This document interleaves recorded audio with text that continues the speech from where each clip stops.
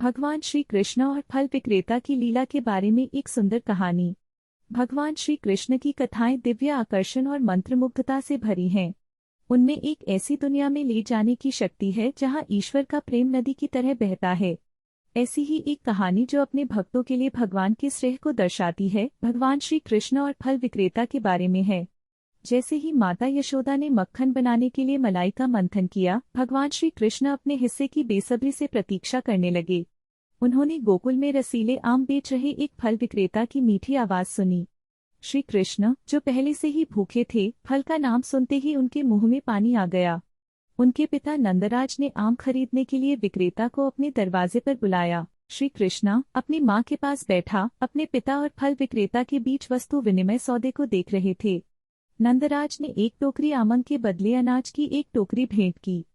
फल बेचने वाली बहुत खुश हुई, क्योंकि इससे पहले किसी ने उसे अनाज से भरी टोकरी कभी नहीं दी थी। इस बीच श्री कृष्ण समझ गए कि वे आम के बदले अनाज का आदान प्रदान भी कर सकते हैं। वह दौड़कर भंडार में गए, एक मुट्ठी अनाज इकट्ठा किया और विक्रेता के पास पहुंचे। श्री कृष्ण की बड़ी बड़ी काली आंखें, बालों की मोटी लटें और माथे पर मोरपंख फल बेचने वाले को सम्मोहित कर रहे थे। उसने खुशी खुशी उसे उसके अनाज के बदले एक आम दिया।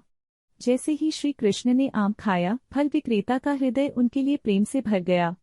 लेकिन इसके बाद जो हुआ वह वाकई दिव्य था। जैसे ही विक्रेता ने आमों की दूसरी टोकरी उठाई, वह यह देखकर चकित रह गई कि अनाज जवाहरात, माणिक्य और सोने में बदल गए थे। फल विक्रेता खुशी से अवाक रह गया, क्योंकि उसने भगवान श्री कृष्ण को देखा, जो उसे देखकर मुस्कुराए। उन्होंने महसूस किया कि वह कोई साधारण बच्चा नहीं था, बल्कि एक दिव्य अवतार थे। भगवान श्री कृष्ण और फल विक्रेता की कहानी अपने सभी भक्तों के लिए भगवान के प्रेम का एक सुंदर वसीयतनामा है। इस सुंदर कहानी के माध्यम से भगवान श्री कृष्ण का प्रेम और कृपा हमें याद दिलाती है कि निस्वार्थ भाव और भक्ति से हम भी परमात्मा से जुड़ सकते हैं और अपने जीवन में अनुग्रह को महसूस कर सकते हैं।